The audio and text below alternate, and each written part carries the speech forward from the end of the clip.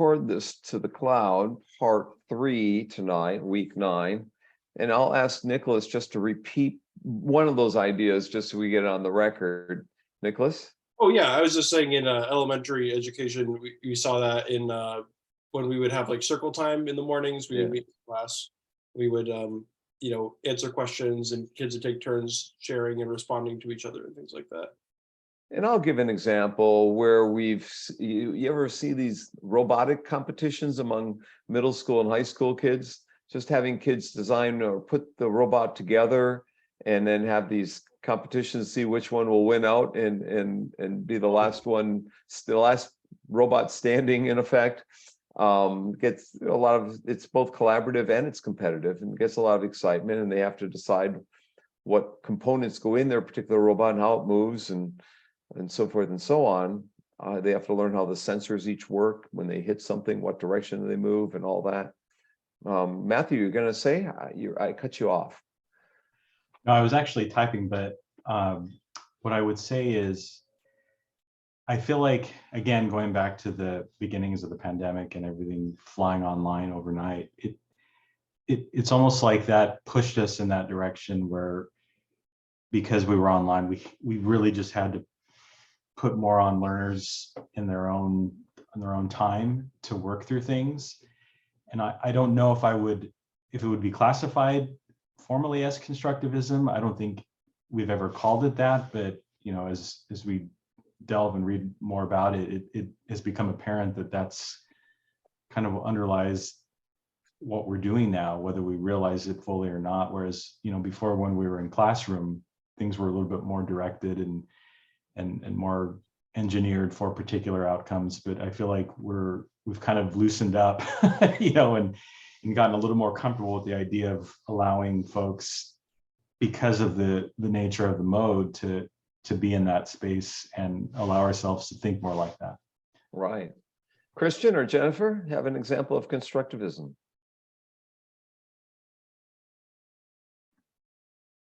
My world has been so different. Go ahead, Jennifer.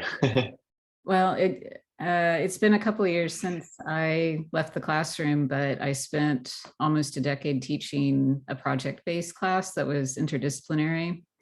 So I don't know how it lines up exactly with our definitions, but the students were asked to actively design things, and it wasn't, we tried to make it learner-centered in the sense that we tried to walk that middle line, because we still had to report the grades every 3 weeks and had to have very structured checkpoints, but we tried to provide a lot of freedom of choice within that. And so that was a pretty constant struggle. And then when I look at, definitions of problem-based teaching, it wasn't exactly that we were doing. The students weren't coming up with the problems to solve. It was, we would give them some sort of situation or parameter. But I feel like there was constructivism happening in my classroom, but it was definitely a challenge within the school system today. So a couple of weeks ago, I mentioned my professor at Wisconsin, Rich Lair, who, as a teacher, I said he would teach the curriculum that was required for the assessments, and then the last month, after the exams, he would let them do all the PBL stuff. It was wrong. I had lunch with him 2 weeks ago. He did the opposite. He did constructivistic and problem-based stuff for the 8 months or whatever months of the year, and then the last month they studied for the standardized tests, and he rigged, they had certain prior exam packets and whatnot to train them on, and he made it more constructivistic as an activity, not just a didactic and drill and kill. But so, yeah, he was very interesting lunch that I had with him in Fort Myers 2 weeks ago. So I'll ask a different question. What aspect of R511 in this semester is constructivistic? How have I designed anything? Maybe nothing. I don't know. I don't have an answer for this. How would you, in reflecting on the syllabus so far, or what you've read in the syllabus, is there anything that's constructivistic in nature? I would just say, what first comes to mind is the latitude that we have to kind of forge our own learning path. I mean, within certain parameters, of course, but a certain sense of freedom to decide, what things we really want to hone in on that seem relevant to us kind of subjectively, I guess, in some way or another, yet it still has relevance to, the greater goals of the course. So we're not totally untethered. We're like in a very large pen in some ways, and it can work in that space without feeling lost. But yet at the same time, we kind of get a sense of what it's like to understand the reality that not everything is always perfectly defined, and it's not all black and white. It's like you really have to kind of ponder things and work through things and consider your own experiences and what you're bringing to it all. So I mean, that's kind of the feeling it's provided compared to other courses I've had, not just in this program but others, where everything is pretty rigid, and that has its pros and cons as well. But it just, I guess maybe the context matters too, but for this it helps. Pre-prescribed. Yeah. Pre-prescribed, pre-packaged curricula, and it's antithetical to my opinion of how life should be. Anyone else have an example of I'll get one more example of how go ahead, Nicholas. Yeah, I would just say also, like, we're interacting in more authentic contexts, I think, by having like blog posts that we're doing, and it's nice to have there's a formal structure to it somewhat, right? Like, you've assigned us groups, but the way that we interact is very open-ended, which I think including a social element that is more authentic and could be indicative of how we could interact with people after this class. We try. Process our ideas and share them with each other as well. Yep. And soon we'll have more capabilities to do that cross-disciplinary or cross-class collaboration. Continues to increase. So I'll ask another question: is how can I change R511 to foster more? What activities would you like to have if I was to offer 511 next semester? What should I do to make it more constructivistic? What's one thing that it's maybe not in the syllabus now that you would like to see, or what's one idea you have you'd like to tinker with and try out?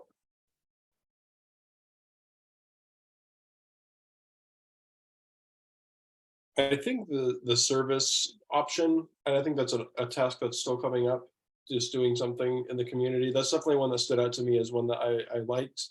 Mm-hmm. And maybe if there was like more different kinds of opportunities like that, where it's just applying it in some kind of authentic setting, I think that for me is a huge motivator to know that you're doing something that is situated in a real activity that you're supposed to do. And I know that can't be the only option, because sometimes people just don't have as much access to people who are willing to give them opportunities to do things. But yeah.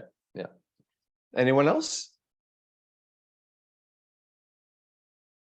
Wild ideas, the more wild, the better. I mean, I'll take it and modify it some way. I don't care whatever you want to say. Well, this is just my personal experience. And I came into class the day class started, so I feel like I've been playing catch up ever since. But yeah, it was, and I realize also that this is not your monster syllabus. I hesitate to imagine, but just navigating the syllabus took me a significant amount of time, so that then when, at first glance, I saw some of the creative projects like the video ones, but I don't know how to say that. It just took me so long to get to that point that then I was afraid to try something more open-ended like that and more collaborative, and the time that it would take to find a partner and that sort of thing in this remote format. So it is that balancing between lots of freedom and latitude versus like, how can we streamline things to make time for the creativity?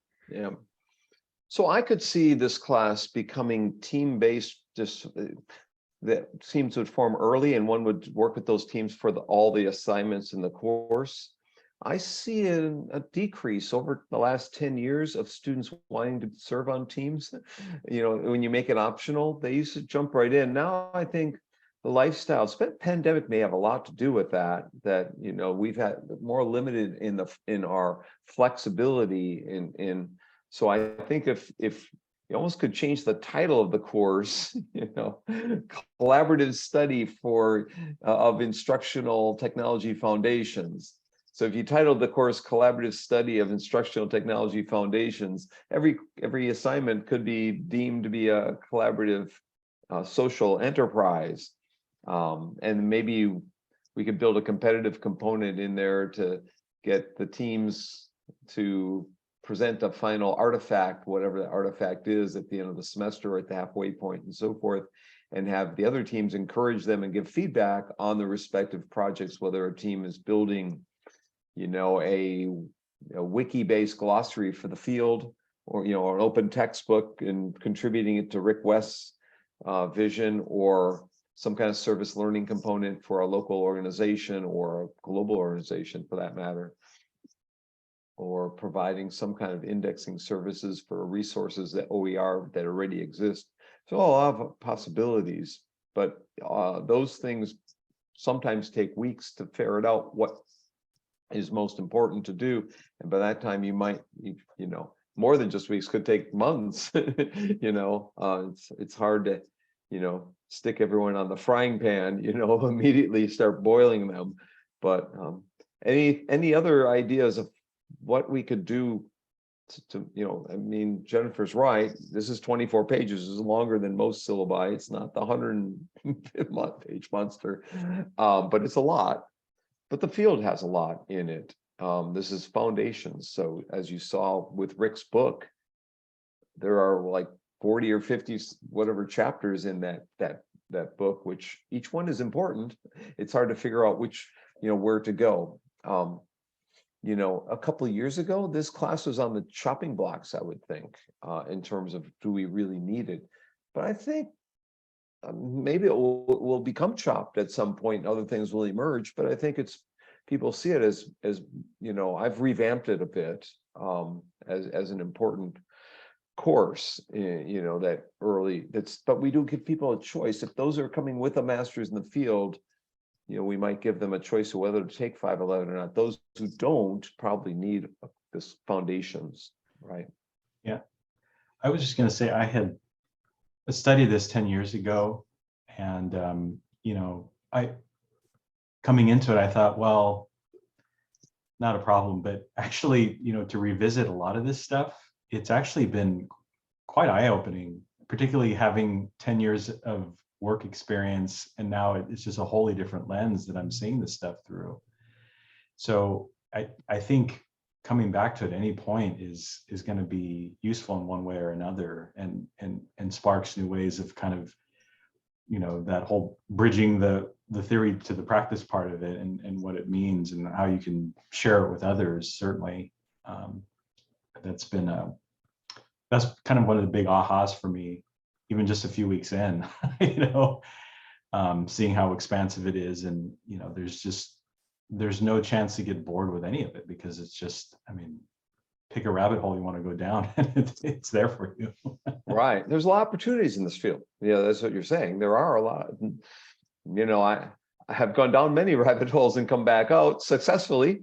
I found that the comment Rick made about working with David Wiley on that piece, that really got me excited. Actually, there are a few points tonight, and Jason's new book, the philosophical book. Each of those are important to the field. And as you know, Jason's and Rick have done a tremendous service with their free and open textbooks, you know, and getting people to band together to do that. This week or last week, on the 1st of March, I had a special issue of Online Learning Journal come out, which is the research on online learning, systematic reviews of the research, with really 9 articles summarizing what the research says in terms of creating communities, or, you know, in terms of what happened during the pandemic, or in terms of minoritized individuals. I'm trying to think of some of the other articles in that special issue. But, you know, that was a contribution that we're making, just having people write systematic reviews of the research and basically summarizing hundreds of studies so you can read it and, you know, not have to read all the hundreds of studies, and get the condensed version, that's really needed in the field too. And we've done 2 of those so far. I'll work with Vanessa Denton at Florida State on a 3rd on faculty development next. Let me share my screen and see if I can find the slides where I left off. And here we go. So I presented a few weeks ago. I had shown these first couple slides. I just wanted to come back to that starting point just to mention that well, he mentioned, I think Rick mentioned John Savory, my former student, had been a proponent of problem-based learning. He worked with a former IST faculty member named Tom Duffy. They talked about the components of PBL, anchoring in a large problem or task that the students take ownership over and are empowered, maybe giving them the problem or situation or scenario or task at the beginning of the semester, an authentic task like cleaning up the PCB or creating a curriculum guide for the pollution problem here in Bloomington. Particularly, we have a PCB problem from Westinghouse and from maybe Otis Elevator and other GE. I think General Electric was here in town and others on the west side. And so there was a pollution issue that they had to create. They did actually implement this in an undergraduate classroom where the students had to take ownership over that problem and interview people and create educational materials that train them in it. But there are thousands of educational problems and tasks that you can give to students to get them into real world. So PBL connects to constructivism in a large way. And there are principles of problem-based learning. There are principles of inquiry-based learning, such as collecting and analyzing real-world data, going out into one's environment with others, collaborating with them to collect, filter, analyze, and present or communicate the results of one's inquiry-based learning or problem-based learning project and create a digital artifact or a physical artifact at the end. These are non-trivial problems, like the pollution issue is a non-trivial problem. They could have multiple components or tentacles from the main issue that emanate from it. If you subscribe to the George Lucas Education Foundation, which is a K-12 focused teacher training, a progressive organization, they have films and articles, short little videos that highlight interesting, effective, successful implementations of constructivistic kinds of learning activities in schools and classrooms. In particular, they have something called Edutopia. And in 2001, I think I was one of the first subscribers to Edutopia. It's still free. It's still online. You can still get the newsletter, the blogs, the articles that will have a lot of authentic real-world tasks and activities. So I highly recommend Edutopia or GLEF, the George Lucas Education Foundation. The former director of GLEF endorsed my last book. His name is Milton Shen. He does great. Well, he's retired now from George Lucas Education Foundation and Edutopia. Well, you want to get kids active and constructing and doing things and so forth in a real world kinds of settings and taking measurements and then analyzing the data that one's collected and then sharing it and finding best ways to communicate that. As I had this slide up a few weeks back, and I talked about the gentleman there, Carl Bereiter at the University of Toronto, and his wife, Marlene Scardamalia, worked on a project in Toronto called Computer-Supported Intentional Learning Environments, or CECIL. They sold the CECIL project to Apple Computer for millions, I don't know what it was, and then developed the Knowledge Forum from it. The Knowledge Forum, I think, still exists, and they would basically have kids to write articles or summarize articles and put them in a database, a knowledge base, and make connections to other kids' articles and juxtapose their writing compared to others in different teams. And as I mentioned, 20 years ago, I was in Toronto during the election of Al Gore versus Bush that day.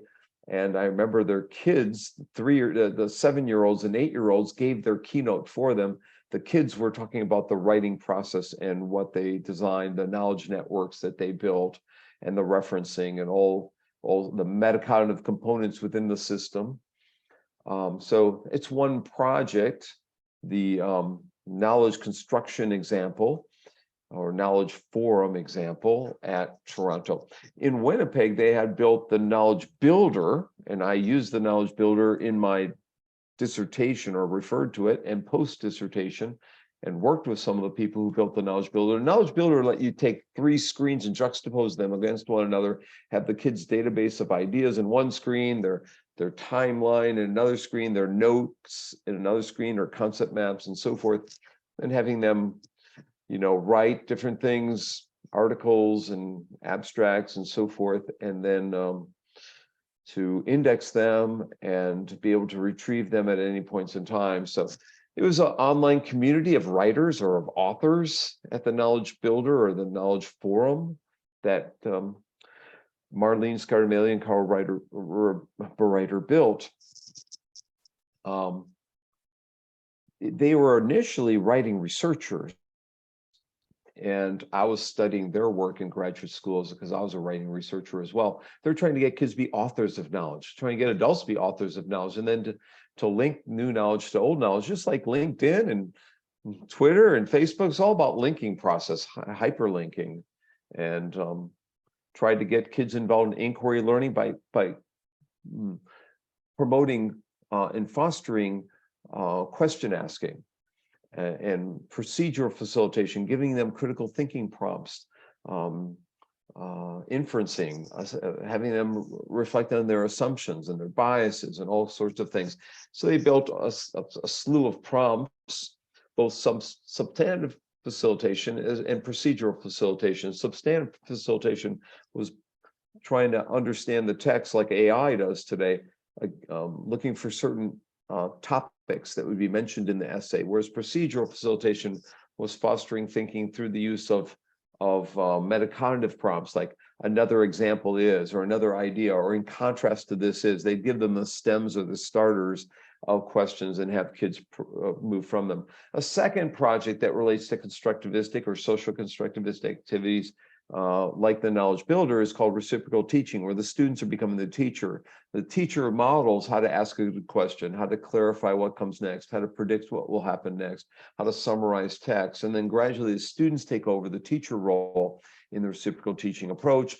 And they find that these 4 kinds of questions, summarizing, clarifying, questioning, and predicting, are ways to boost metacognitive components, which in turn comprehension. They get the kids who are coming in with low skills in reading comprehension, who might be learning disabled in reading comprehension, over a series of 6 or 8 weeks to be at grade level and get them to succeed because they've taken over the role of the teacher. And there's videos that I show in R511 about reciprocal teaching. A third method that's very similar is called the Foxfire method. The Foxfire method is a set of components you'll find very similar to the constructivism principles that I had up 2 weeks ago or 3 weeks ago, where the students are build on prior knowledge that they might have, where students learning is guided by an instructor, where they're fostering or they're building a product, whether it's interviewing someone who's famous, and that those interviews go in a dentist's office for one to read. They become books, for instance, at the doctor's office or dentist's office or the hair salon or wherever. So that, trying to get kids to do something in their local community that might be beneficial to others. And the Foxfire term is new growth from dead wood. Yeah, so the Foxfire means, when you see a tree that's fallen in the forest, you find the moss growing on that tree, the fluorescent material in the Georgia woods. Anyhow, it's fluorescent in nature.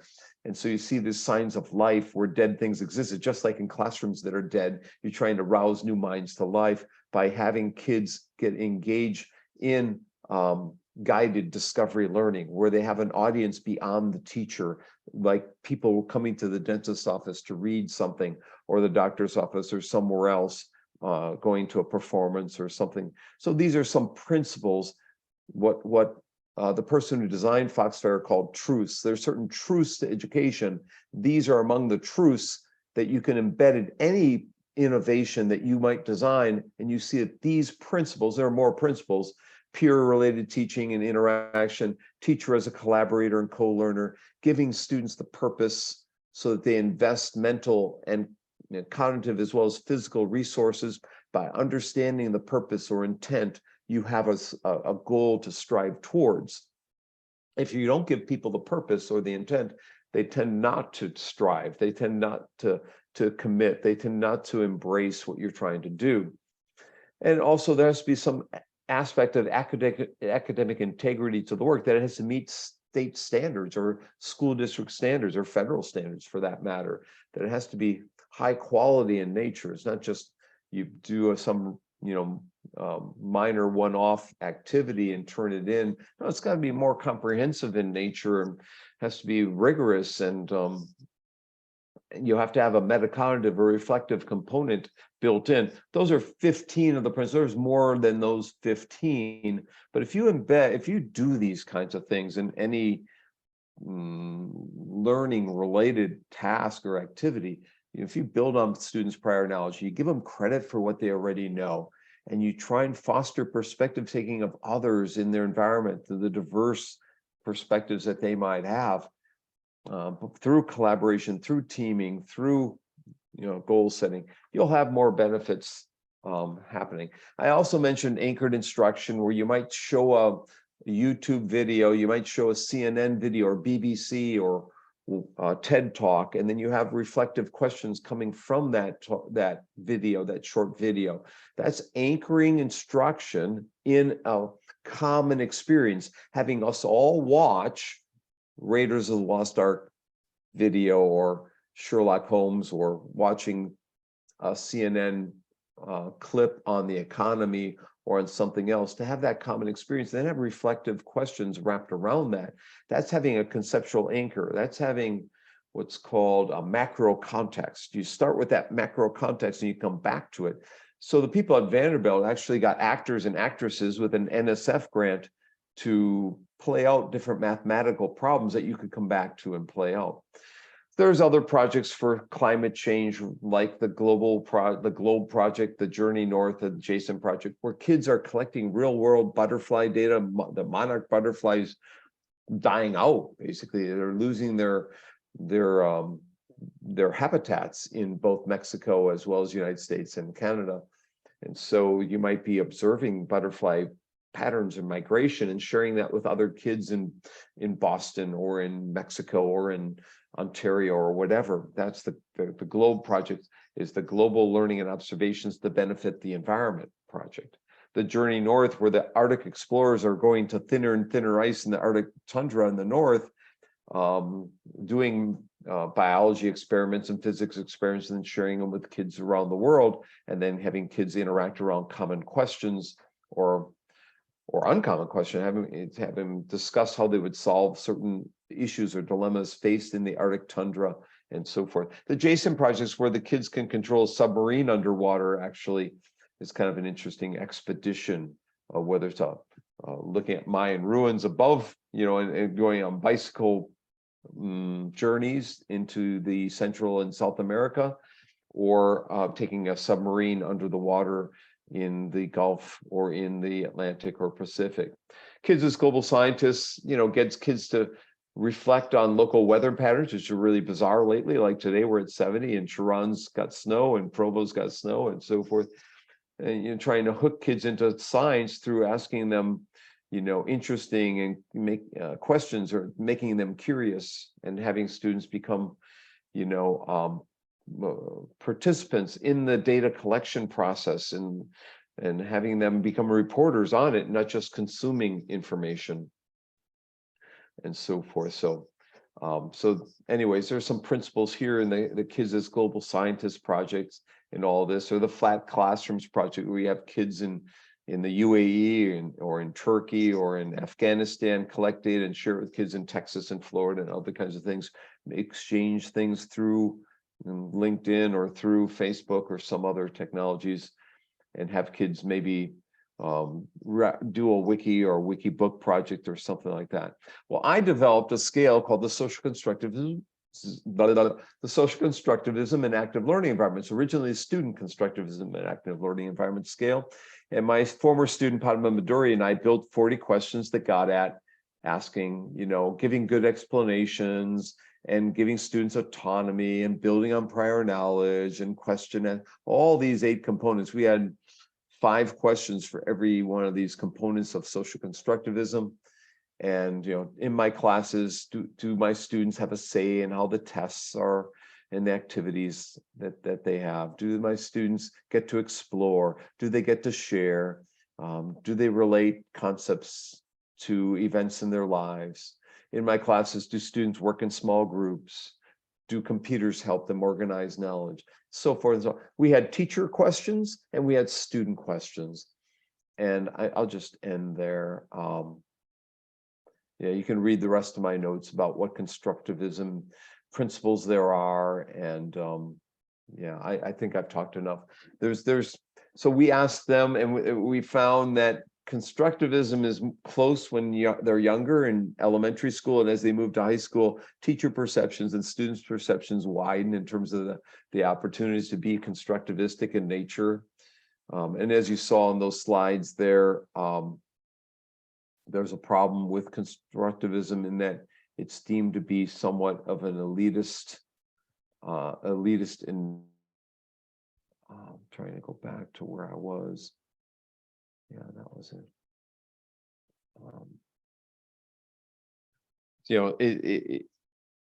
It's deemed to be too ivory tower. It's deemed to be too liberal. It's deemed to be too math and science. There's limited evidence that it works. Let's see. Yeah, I think there's more here about how to build a constructivistic kind of learning environment and some of the activities that one could embed in their class, like blogs like we're doing in here, or response journals, or like joint research, online discussion forums.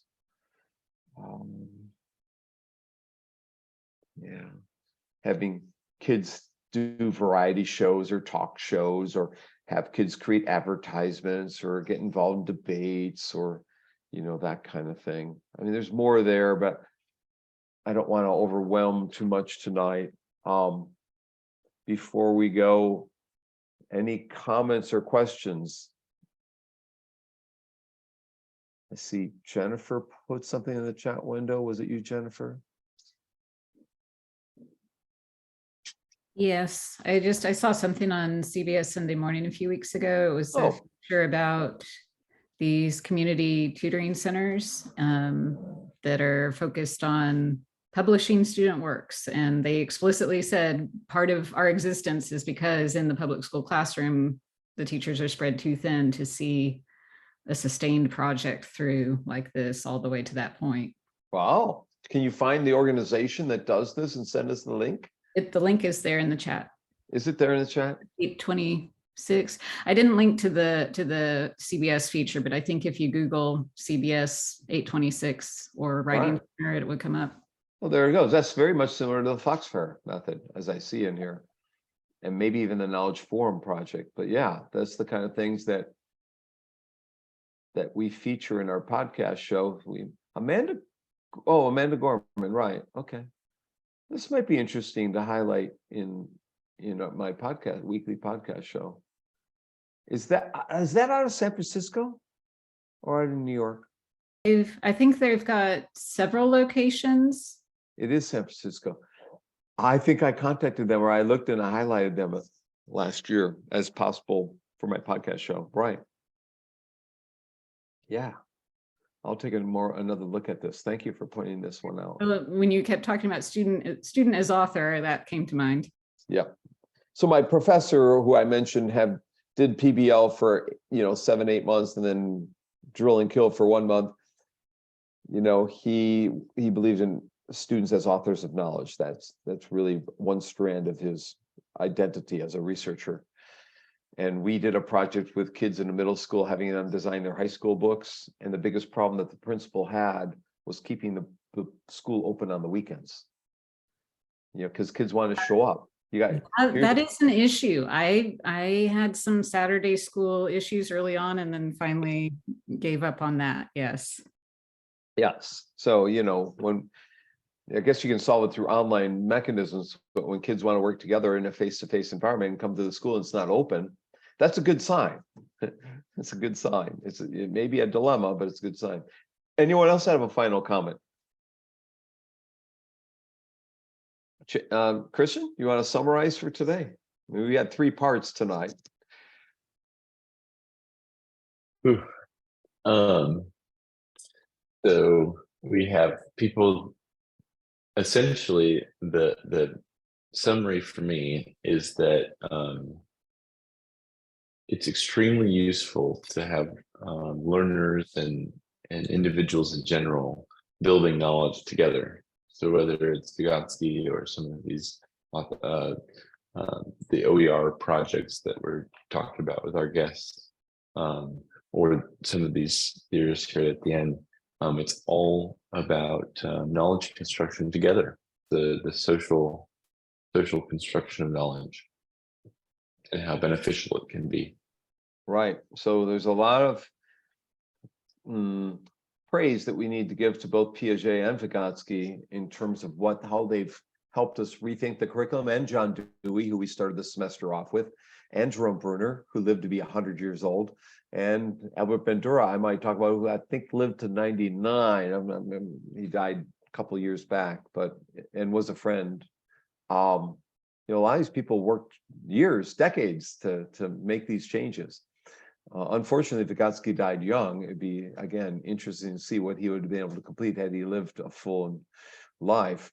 I want to thank you all for coming week 9 tonight. It's been fun here tonight, and I'm going to find a way to stop the recording if I can find it. Yeah, okay. This is stopping week 9, part 3. Thank you all.